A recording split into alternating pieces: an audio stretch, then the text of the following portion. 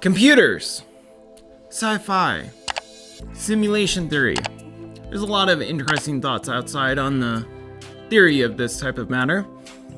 Curious what your thoughts on simulation theory, universe, down in the comments below.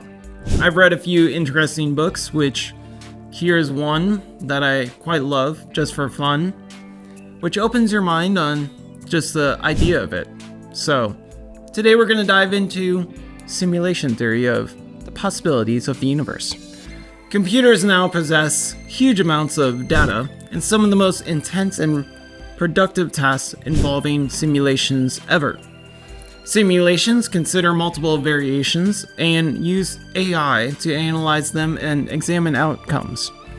Some simulations are games, such as models of real-life simulations, sims, for one, such as the spread of disease as well.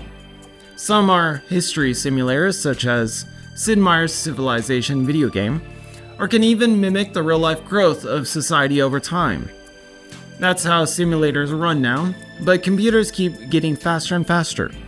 Processing power has doubled periodically for decades, and computers 50 years from now may well be millions of times more powerful than any matter of today, such as the AI videos of Sora, or Sona. I don't remember the name. Here's an example of the video. Better computers would bring much bigger and better computer simulators, including history simulators. I don't know why a person would want a simulator for today, but we move on. If computers get more powerful, they would create history simulators so real that self-aware beings within them would have no idea they were part of a program.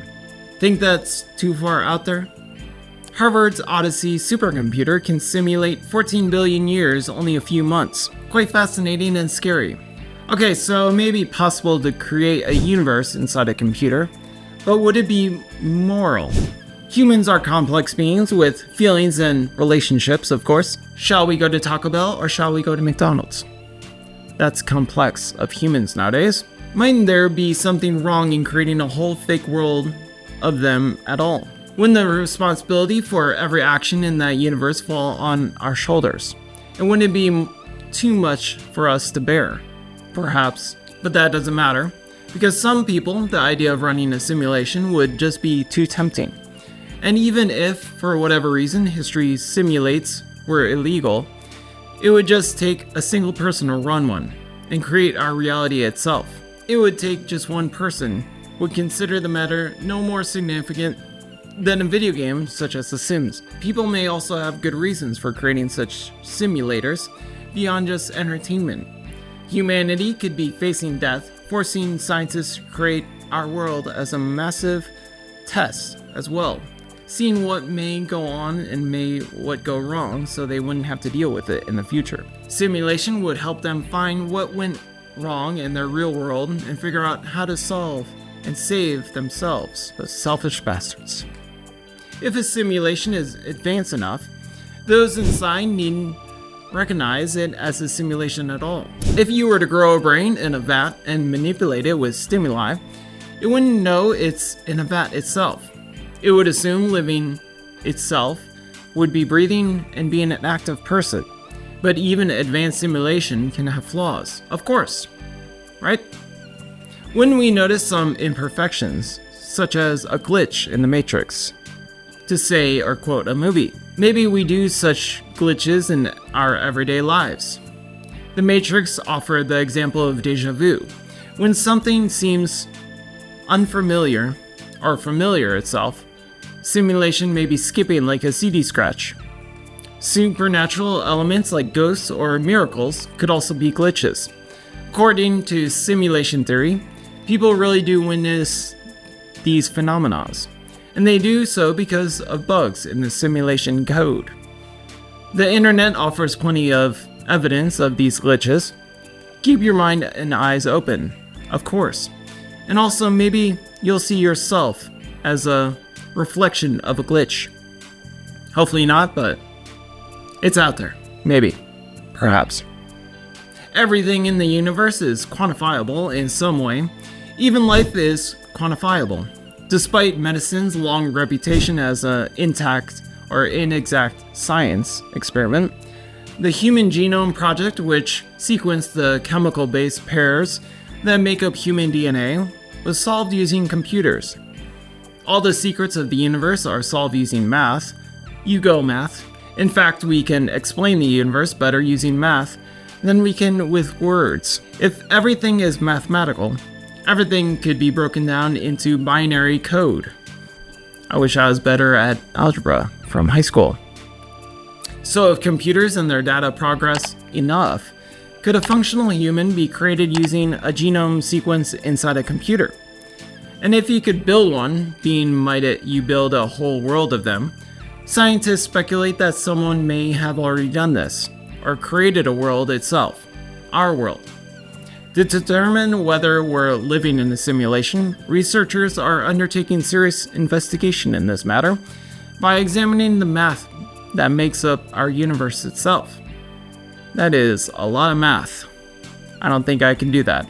I know 4 plus 4 equals 9, so that's fine. It's amazing that humans exist. For life to start on Earth, we need to have everything to be just right, like a spice in a cinnamon, or a spice in a pie. We're the perfect distance away from the sun, the atmosphere has the correct composition, and gravity is just powerful enough for us to stand. And though there may be many other planets with those conditions, life gets even more impressive when you widen the perspective beyond Earth.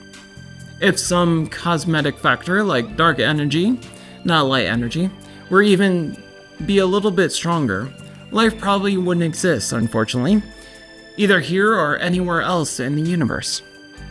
The principle asks why these conditions come about so perfectly for us. One explanation is that the conditions were deliberately set in this place within the intention of giving us life. Every factor was a fixed condition in some vast laboratory experiment. The factors were just plugged into the universe and then the simulation was started. This let existence and our individual planet evolve into the way it has become. A consequence of this is that those behind the simulation needn't be humans at all. More like an alien species or a giant octopus in the sky. Some other set of beings may be running it, and they choose to hide their presence from all of us, those bastards. Perhaps alien life knows how to manipulate the computer program and can make themselves invisible to us, or show up as a little white ball over the ocean for the Navy to see. The theory of parallel worlds, or the multiverse, possess an infinite number of realities with an infinite number of possibilities within them. How exhausting. Picture the floors of an apartment building. Universes are part of the multiverse, much like floors are part of the building. They share a common layout, but each is distant, and they also contain different things. George Louis Borges likened the multiverse to a library. Within the library are an infinite number of books. Some differ by just a letter, while others are completely different stories at all. The theory has all sorts of crazy implications by the meaning of life, but is there really a multi-universe? Why did they come about? Did Spider-Man with the 3 Spider-Men really exist, or was it just brotherly love? How come there are so many of us? If we were in a simulation, the multi-universes are multiple simulations running at once. That's a lot of terabytes. Each simulation has its own set of variables as well, and this isn't random. The simulator's creator plugged in different variables to different scenarios and observed different outcomes. So I'm very thankful the observer of my life has created my own life. Our planet is one of many with conditions that could support life. And our sun is quite young compared to other universes out there. You therefore might expect proof of life elsewhere. Of course, there's many galaxies and universes that more than likely have planets where life runs parallel to ours, and from ones where life began eons earlier. Furthermore, humans have ventured into space. Social civilization elsewhere have also tried space travel. With a billion or other galaxies out there, some of which are billions of years older than ours, wouldn't at least have mastered space travel. Interestingly, we can only see a vast amount of time frame with our own telescopes. So is it possible that life exceeds further out than what we can see? More than likely. Since Earth has the conditions for life, you'd even expect Earth to have been colonized by an advanced civilization at some point. Yet we have found no trace of this, unfortunately, any other form of intelligent life in the universe. The Fermi paradox can simply be summed up as, where is everybody? How depressing that statement is. This ties back into the simulation theory in a few different ways. If life should exist elsewhere, but only exist on Earth, that could be evidence that we're in a simulation. Of course, those behind the simulation chose to simulate life nowhere else. For simplicity, or to see how humans do alone, the multi-universe theory says that there is indeed life on other planets. In most universe simulations, ours is simply one simulation that puts us alone in the universe. Going back to the anthropic principle, it could be this universe was created just for us. How special we are. Even though we may be egotistical. We love TikTok, it's all good. Another theory, the planetarium hypothesis, offers one more possible answer. Simulation made various populated planets each wrongly think themselves alone in the universe. How unfortunate. People have long exchanged ideas of a god as a designer of the world. Some imagine one particular god as a bearded man or woman in the cloud, but simulation theory says that the god, or any other, may instead be a programmer hunched over a keyboard. As we've established, a programmer can create worlds out of a simple binary number.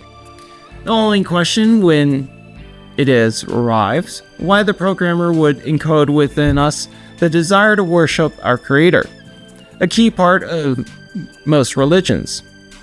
Perhaps the programmer wants us to know that he or she exists, and wrote code to give us an innate feeling of being created. Maybe the programmer intended nothing of the sort, but we've intended the creator's existence nonetheless. The idea of the God of many words as a programmer even goes along the idea of intelligent design in different ways. The first is that the code started life, letting everything evolve within the simulator to where we are today. Such as dinosaurs were coded as beautiful, scary creatures, and now we are apes as humans. What a life. The second is that maybe, just maybe, literal creationism, exactly right just like the Bible says, God created the word and life in 7 days, like a computer program. But he would have used a computer rather than cosmetic powers. So if you're on Stream or Steam, your update is coming in next month. So just be ready for the new pattern of us. Maybe we will become a new Dinosaur 2.0 DLC. Another theory is what's outside of our universe. With simulation theory, the answer would seem to be a supercomputer surrounded by advanced beings. But even crazier, a possibility exists. Those beings who run this simulation might be as fake as we are. I'm touching myself, but maybe I'm not. There may be multiple layers of this simulation. As Oxford philosopher Nick Boltzmann suggests, the post-humans running our simulation are themselves simulated beings. And their creators, in turn, may also be simulated beings. Here may be a room of a large number of levels of reality, and the number could increase over time. It's like you sat down to a game of The Sims and played it until the characters created Sims games of their own. Their Sims in turn programmed and played their own game, while you are secretly part of an even larger simulation. Sorry for that headache. You can get Tylenol at your local store. This still leaves a question. What is outside the creator's real universe? It's an idea so far removed from our lives that it could be impossible to speculate on it. But if simulation theory can at least explain our universe's limited size and note that immediately outside of it, well, that's a good start to determine that nature of existence itself is quite harsh and quite unbearable. So good job, programmers. Even if computers get vastly more powerful, which surely they are, the universe might seem much too complex to fit in one. Each of the 7 billion people currently alive and complex enough to rival any computer imaginable, and we're an interesting part of a vast universe, which contains billions of galaxies besides ours. It would be incredibly difficult, if not impossible, to take into account that many variables may occur. But a simulated world needn't be anywhere as complex as ours, as it may be seemable. A convincing simulation would just need a little few detailed key figures and then a great many barely sketched secondary players. Think of games like those of GTA or Grand Theft Auto series that contain hundreds of people but only interact with a few. Life could be very much like that. You have yourself and have your close family and friends, but everyone you pass on the street, they're not real. And everything that you see may be real for a second, but if you pan around behind you, they're not real until you look upon them. They have few thoughts and no emotions. They're little more than set dressing. Let's stick with this open world video game theory analogy for a bit. These games contain large worlds, but only your current location contains true action at any one time. Reality could run the same amount anywhere you go. Areas out of sight could be stored in memory and be brought up only when you need them, saving huge amounts of processing power. And what about distant areas that you never knew existed or never visited, such as those other galaxies, or mountains that are just around the corner of another state or country? The simulation never needs to run these areas at all. It just needs to display convincing images when you try to view them. But never mind people on the street or distant stars, you don't even have proof that things actually exist, at least as a person you imagine. We think the past has happened because we have memories, and because of records like photos and books. But what if all that is just freshly written code?